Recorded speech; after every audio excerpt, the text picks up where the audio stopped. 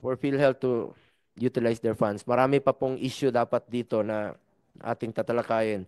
We also seek updates on the medical assistance programs of the government in line with the Republic Act 11463 or the Malasakit Centers Act. At tinitingnan natin ito ng mabuti sa ngayon dahil meron po mga ilang nababahala na bakit hindi po sila matutulungan dahil zero budget na po ang PhilHealth. Ipapa-explain po natin ang ating DOH dito na ito naman pong Malasakit Center, it's a one-stop shop. Apat na ahensya po ito, DOH, PCSO, DSWD, at PhilHealth para magtulong-tulong. Pera po ng taong bayan yan na mula sa apat na ahensya ng gobyerno. Para po ito sa mga poor and indigent patients. Kaya please check nyo po yung inyong mga personnel dyan sa mga malasakit centers. Mandated naman po ng law na tumulong kayo. Kasi may iba po dyan, ayaw tumulong. Alam nyo, dito sa gobyernong ito, dito sa ating pagsiservisyo, please lang, pera po ng taong bayan yan. Ibalik po ninyo sa taong bayan. May ilan dyan. Alam nyo, kung gustong tumulong, may paraan. Kung ayaw tumulong, may dahilan talaga. May makonsensya naman kayo. Hindi nyo po pera yan. Pera po ng taong bayan yan. The committee will also discuss today's ways to upgrade and strengthen our health facilities. In line with this, we will also seek updates on the status of primary care services such as super health centers and specialized medical services such as regional specialty centers. We will also discuss Senate Bill 2585, which institutionalizes the Philippine Blood Center to become the national and central hub of blood services in the country, overseeing the collection, testing, processing, storage, and distribution of blood and blood components. Related to this, we will also discuss Senate Bills number 689 and 2657 to strengthen opportunities and avenues for Filipinos to be more informed about organ donation in hopes of increasing the country's pool of potential organ donors. As part of the oversight functions of this committee, we remain committed to our goal of making health services more accessible and affordable to all Filipinos. Maraming salamat po sa inyong lahat. May we ask our colleague here, no, Senator JB, do you have any opening statement?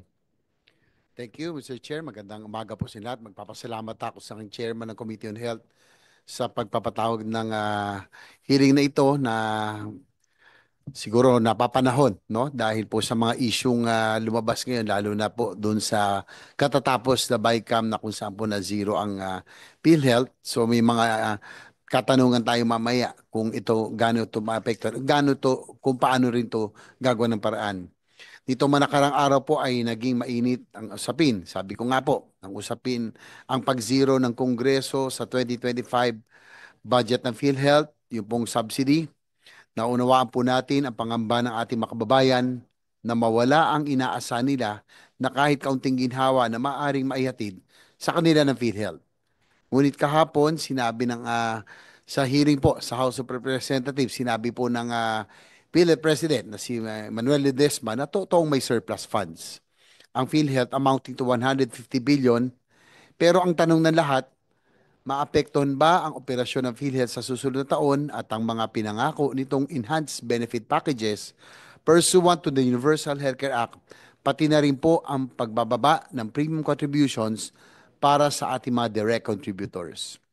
Magkakaroon ba ito ng epekto sa pagpapalawak ng mga benefit packages para sa ikagiginhawa ng ating mga kababayan?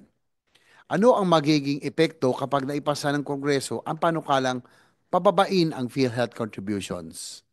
Incidentally, Mr. Chair, ay naipasa na po natin. Nagpapasalamat ako kay Senator Bongo dahil po ay pinayagan na tayo mag-hear ng subcommittee on the UHC amendments.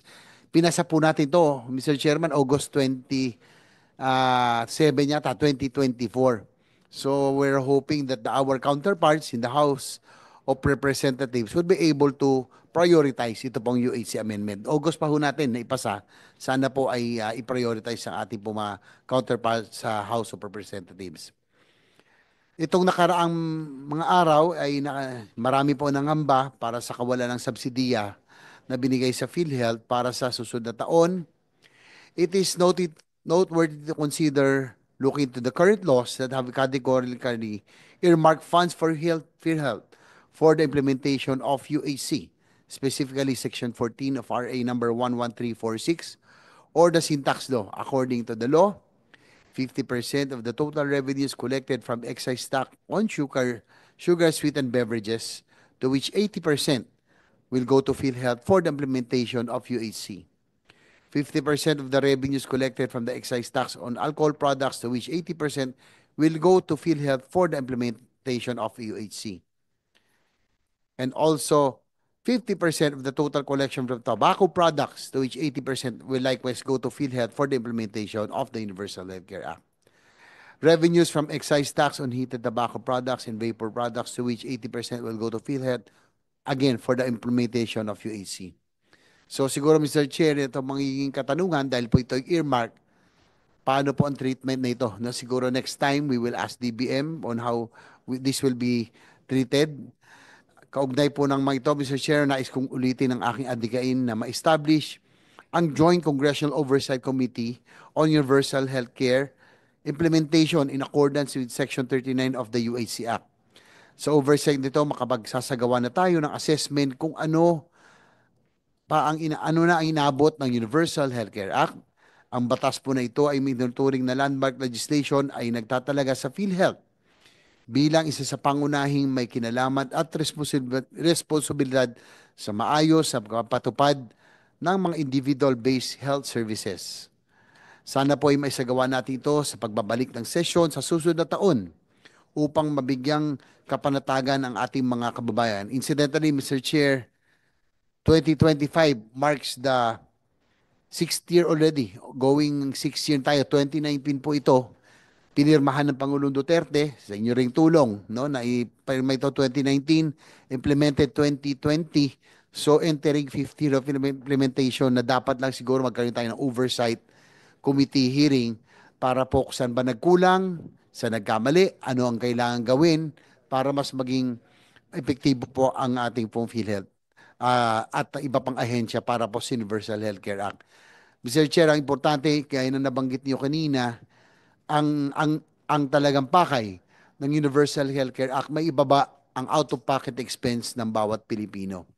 Kaya nga po, nagpapasalamat ako sa inyong hearing na ito dahil naging katanungan bakit merong excess funds, gayong marami pa ang nahihirapan na mabayaran ang kanilang hospital bills. Sana po ay talagang maitaas na ang case rates at benefit packages nang sa ganun ay mas maging epektibo na ang ating pong implementasyon ng Universal Healthcare Act sa dadating na ito. Ang importante, yung tao po, no, hindi natin importante na mayroon tayong savings o excess funds na importante. Yan po ay nararamdaman ating mga kababayan. Muli, Mr. Chair, maraming salamat po at sana ay maging mabunga ang ating pagdinig sa araw na ito. Salamat, Senator JB. Isa rin po yan sa ating tinalakay nung nakarang hearings, no? Yung pinangako ni President Ledesma na saan irerekomenda niya sa Pangulo yung pagbaba ng premium contribution. But aside from that, tayo naman dito sa Kongreso, sa Senado, I mean, ay pasado na po itong bill na ito. At hopefully, sana po pumasa po ito. Dahil dami nga pong reserve fund ng PhilHealth. Bakit mo iobliga? Mas lalo na ngayon magagalit yung Pilipino na obliga mong magbayad ng napakalaking kalta sa sweldo. Eh nakikita nila na sobra-sobra po ang inyong pondo. Pakinggan po natin ang ating PhilHealth sa kanilang opening statement. Dahil napakalaga po nito kung ano nang nagawa ninyo sa nakaraang mga araw. Eh, sabi ko nga kanina, kaya naman pala ninyong gawin na aprobahan kaagad kung gusto nyo. Dapat noon pa ito eh. Dapat noon pa. Pinatulog nyo.